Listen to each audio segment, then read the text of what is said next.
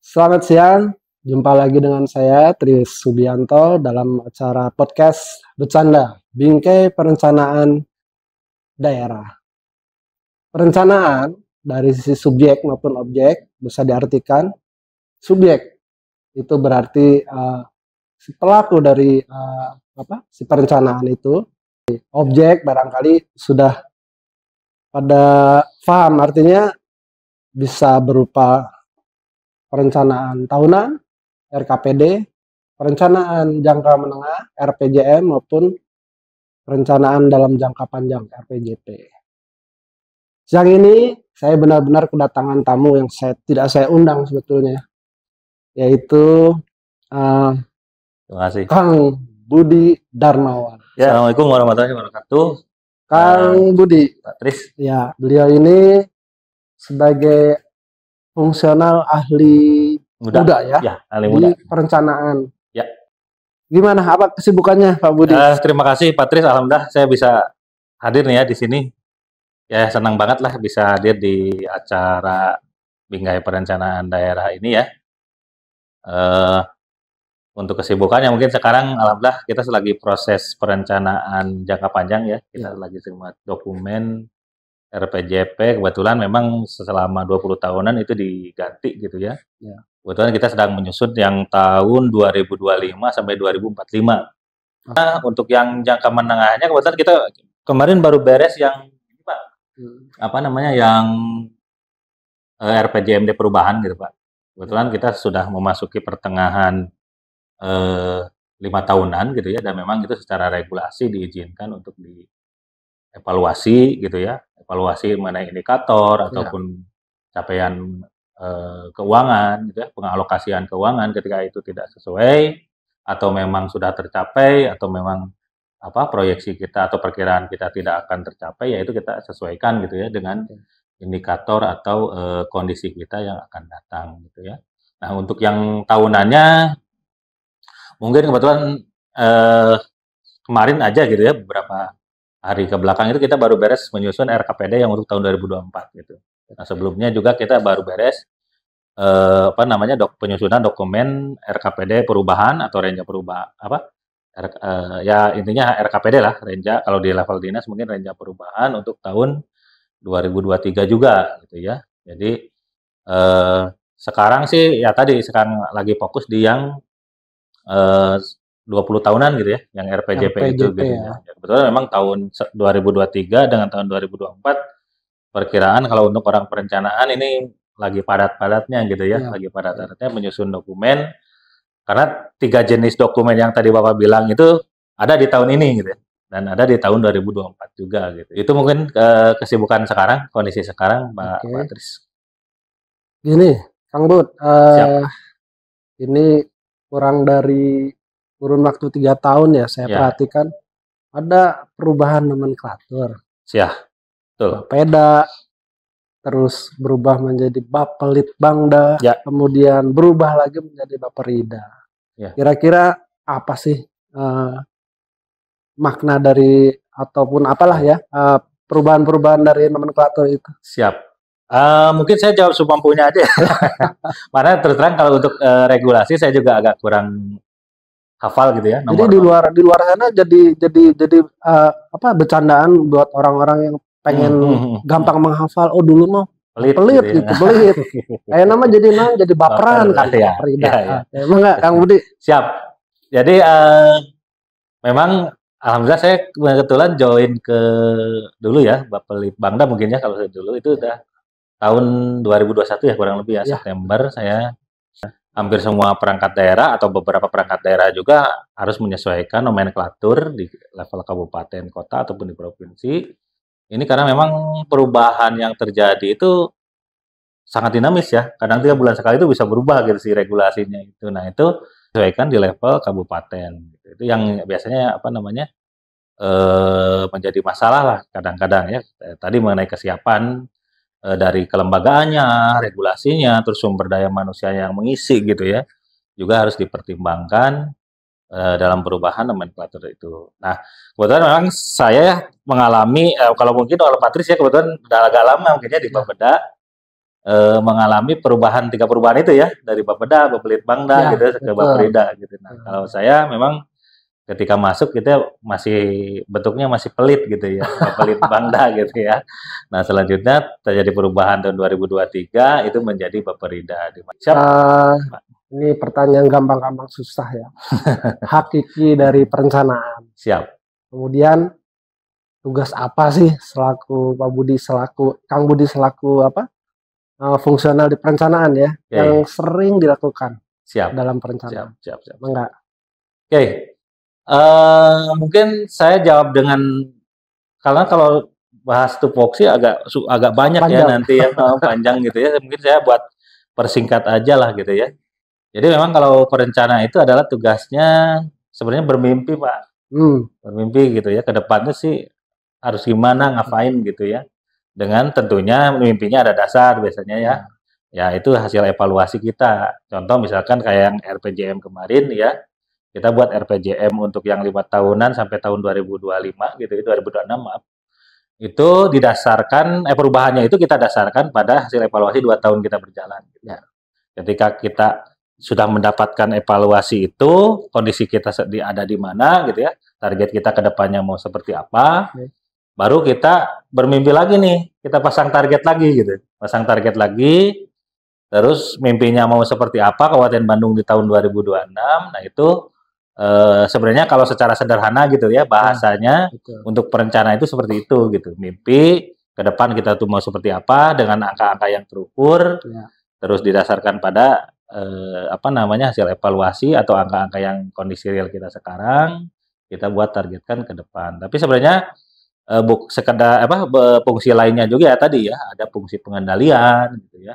Kita juga berfungsi dalam ketika sesuatu program atau kegiatan itu selagi berjalan, kita mengendalikan juga itu gitu. Takutnya apa yang sudah kita targetkan tiap tahunnya misalkan gitu ya itu meleset, atau memang jangan-jangan seperti tadi kondisi realnya itu kita sudah berlebih loh gitu. Udah targetnya udah tercapai gitu. Ya, udah terlampaui. Betul. Nah, dari hasil pengendalian itu kita evaluasi untuk dijadikan feedback ke depan gitu ya. Ke depan misalkan ternyata dari apa yang kita targetkan itu misalkan 10 nih, 10 rumah sakit misalkan harus terbangun, ini contoh aja ya. Nah, ternyata kita baru 3 nih. Oh, berarti kan 7 nih utang targetnya. Utang 7. Nah, hal-hal itu yang kita buat strateginya gitu ya, buat semacam langkah-langkah apa sih yang harus dilakukan biar yang 7 ini bisa tercapai di waktu hanya 2 tahun, misalkan seperti itu, Pak. Agak menarik sih, maksudnya menarik teh ya tadi karena kadang-kadang kita merencanakan atau memikirkan itu kayak orang mimpi lah gitu ya, ngapain, enaknya seperti apa gitu ya. Masyarakat itu harus bagaimanakan gitu, dan itu disesuaikan dengan target-target gitu ya, atau dengan angka-angka yang memang sudah ditetapkan dan disepakati, bukan hanya sekedar di eksekutif, juga di legislatifnya juga harus meng-ACC itulah gitu, Pak. Mungkin sederhananya seperti itu, Pak, kalau ya tugas saya lah, tugas saya itu seperti apa gitu sekarang. Oke, saya lanjut lagi ke tadi sudah diungkap sebelumnya. Ada perencanaan jangka pendek ataupun jangka panjang. Nah, itu apa ada sih ya dalam penyusunan itu keterlibatan pihak luar? Oh, tentu ya. Jadi kalau untuk perencanaan itu kita tidak bisa berdiri sendiri, Pak. Jadi kalau perencanaan itu kita berdasarkan pada konsep hits ya, atau kalau enggak orang bilangnya DIS gitu ya. Kalau saya sih senangnya hits itu, kayak lagu-lagu yang lagi hits gitu. Jadi kalau hits itu kan holistik, integrated gitu ya, tematik sama spasial ya. Jadi kalau holistik itu semua keseluruhan gitu. Jadi nggak bisa kita bekerja sendiri gitu. Misalkan menargetkan kemiskinan harus turun sekian persen gitu ya. Itu nggak mungkin negara pemerintah sendiri gitu. Melainkan ada masyarakatnya sendiri di sana. Gitu. Terus ada pihak provinsi, pemerintah provinsi, swastanya juga harus terlibat. Misalkan swasta, ini CSR-nya gitu. Terus bantuan-bantuan yang sifatnya untuk penanggulangan kemiskinan gitu. Terus misalkan untuk akademisinya, mereka kan punya riset nih. Riset mereka tuh untuk penanggulangan kemiskinan harus menyediakan misalkan program A, program B, bentuknya seperti apa gitu. Nah, itu juga kita address, kita coba masukkan dalam apa namanya proses perencanaan atau eksekusi pembangunan yang kita laksanakan untuk menurunkan target-target yang apa ya kemiskinan itu gitu Pak. Ya. Jadi tadi ya dengan konsep HIT itu ya holistik itu ya. Jadi holistik itu semua harus terlibat. Yang kedua yang terlibatnya juga ada yang bilang A, B, G, C ya gitu ya. Ada apa? Saya lupa ya, P, C, D, E gitu saya lupa pokoknya itu ya. Dari mulai akademisi, bisnis, ya, community, ya, lain juga terlibat. Itu terus yang I-nya integrated. Nah, integrated ini dari proses perencanaan itu tidak bisa berdiri sendiri ya. Jadi misalkan harus terintegrasi juga dengan yang lain. Ya. Tadilah contoh yang kemiskinan itu ya tidak bisa kita hanya mengandalkan misalkan dinas sosial untuk mendeteksi itu. Melainkan dari mungkin pekerjaannya harus disediakan juga oleh Disnaker misalkan seperti itu. Di level swastanya juga harus membuka lowongan pekerjaannya. Terus yang lain-lainnya misalkan dari rumahnya kita intervensi mungkin di Perkintan, dari swasta juga ada CSA dan lain-lain juga kita harus melibatkan yang itu. Jadi tadi terintegrasi gitu ya antara satu dengan yang lain. Terus yang tematik itu ya tadi. Jadi ada isunya itu udah spesifik lah gitu ya. Isunya itu kayak kemiskinan dan lain-lain karena kalau tidak dibuat tematik ya nanti kita kesana kemari lah gitu aja apa intervensinya.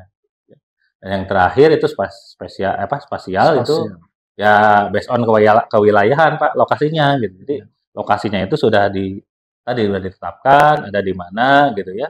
Seperti apa di lokasi tersebut kondisinya. Jadi kita juga dibatasi oleh tadi ya spasial ya atau keruangan lah sistem keruangan biar kita memudahkan dalam proses intervensi program ataupun permasalahan yang terjadi di masyarakat. Itu Pak mungkin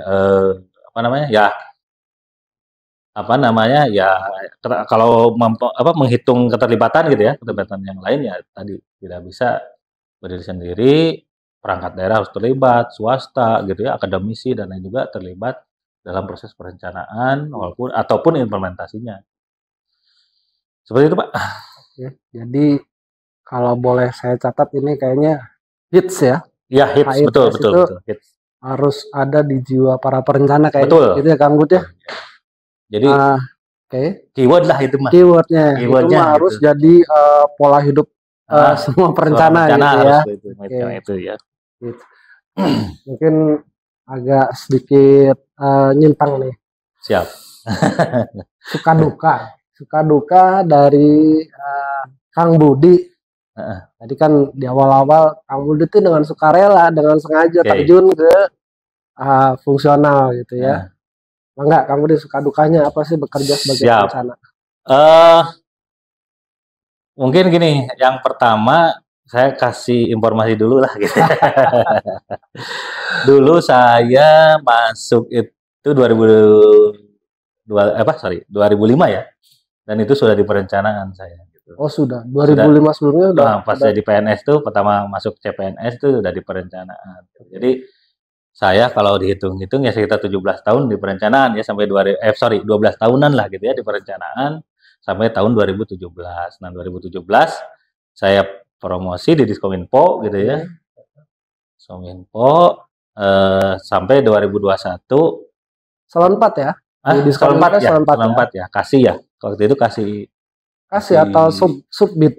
Kasih. Jadi waktu itu saya kasih tata kelola dulu ya. Tata kelola aplikasi lalu pindah ke integrasi gitu ya. Nah, karena mungkin background saya yang nggak terlalu kuat gitu ya. Akhirnya saya ya kalau hitungan menyerah gitu. Memutuskan untuk pindah akhirnya saya mengambil jalur in-passing ya dengan ikut tes gitu ya. Ikut tes di Bappenas, alhamdulillah lulus gitu ya. Dari kasih integrasi saya pindah jadi fungsional perencana muda karena dari kasih ya. Kalau yang pertama mungkin orang-orang yang baru mulai gitu ya, baru ke fungsional itu mungkin pertama aturannya gitu kan. Karena saya in passing dari struktural ke fungsional ya selain biasanya kalau untuk untuk fungsional itu lihat golongan juga ya. Kebetulan saya waktu itu mengajukan waktu 3D gitu. Jadi passing-nya ke muda gitu. Jabatan fungsional perencana muda ya setingkat kasih lah gitu ya. Kalau enggak subid lah mungkin ya kalau di beberapa perangkat daerah. Nah, dari itu saya ikut tes tadi di Bappenas ya gitu ya. Alhamdulillah kita lulus. Terus kalau nggak salah per 1 September ya. September itu saya dilantik jadi jabatan fungsional perencana dan ke sini lah pindah ke Bapeda ya dulunya di Kominfo dulunya. Nah, tadi kalau ditanya kesan suka dukanya ya bekerja sebagai perencana. Sebagai perencana ya kalau sukanya alhamdulillah saya balik lagi ke habitatnya gitu ya. Dulu berapa belas tahun gitu ya saya perencana, balik lagi perencana walaupun sebenarnya sudah agak bosen juga sih. Orang-orang justru kalau ditanya nanti coba aja tuh Patris tanya gitu ya. Orang pasti nanya, mau nggak jadi perencana? Pasti orang nggak mau deh gitu ya. Orang perencanaan itu ya terkenal dengan sibuknya gitu ya, dengan harus mikir keras dan lain-lain gitu ya mengenai konsep-konsep pembangunan, rencana pembangunan, permasalahan pembangunan gitu ya, isu-isu pembangunan gitu ya. Orang biasanya cenderung ya malas lah untuk jadi perencana. Gitu. Nah tadi ya kalau hitungan senangnya itu yang pertama, yang kedua ya ketika misalkan kita merencanakan sesuatu itu kita goal gitu ya. Contoh misalkan kita mengajukan bantuan ke level provinsi, kalau nggak ke pusat gitu ya dengan nilai yang cukup besar gitu ya. Proposal yang kita ajukan, alhamdulillah kita goal gitu ya untuk kegiatan tersebut. Kebanggaan tersendiri. Itu sih ada kebanggaan tersendiri gitu ya, ada kesenangan sendiri gitu ya. Jadi merasa ikut berpartisipasi lah gitu, walaupun cuma mengetik gitu ya, cuma membuat konsep-konsep kecil gitu untuk pelaksanaan dari program itu gitu. Terus belum kalau ada ribet lah misalkan gitu dan lain-lain. Nah, dukanya ini ada dua sebenarnya. Duka secara pribadi dan duka secara ya tadi pekerjaan ya. Kalau dukanya secara pekerjaan ya tadi ketika kita punya konsep terus itu tidak berhasil gitu Pak.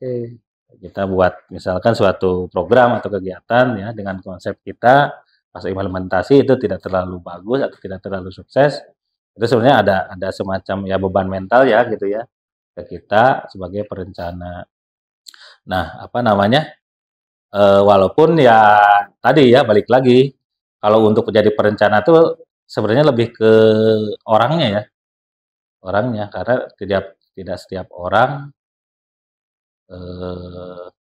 passionnya di perencana. Gitu. Kalau saya sendiri ya memang karena dari dulu di perencanaan mungkin ya.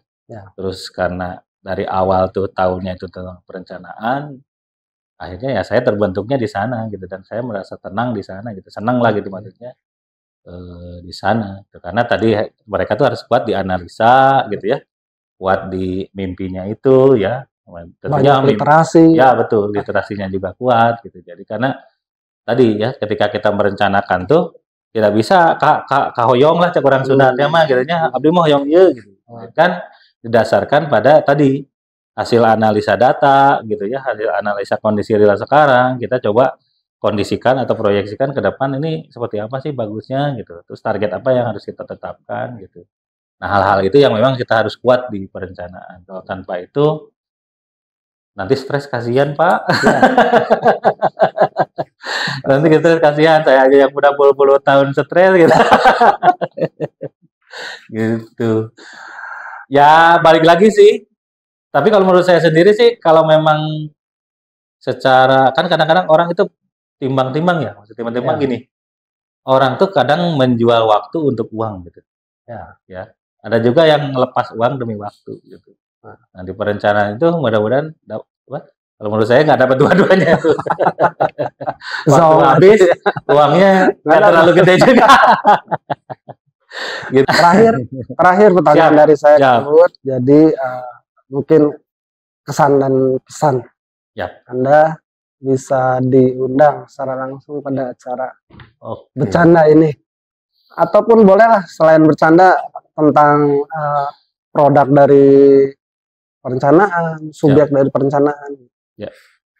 Enggak. Oke, terima kasih. Jadi mungkin ya kata-kata bukan kata terakhir ya mungkin ya, kata-kata penutup lah gitu ya dalam pertemuan ini dari saya.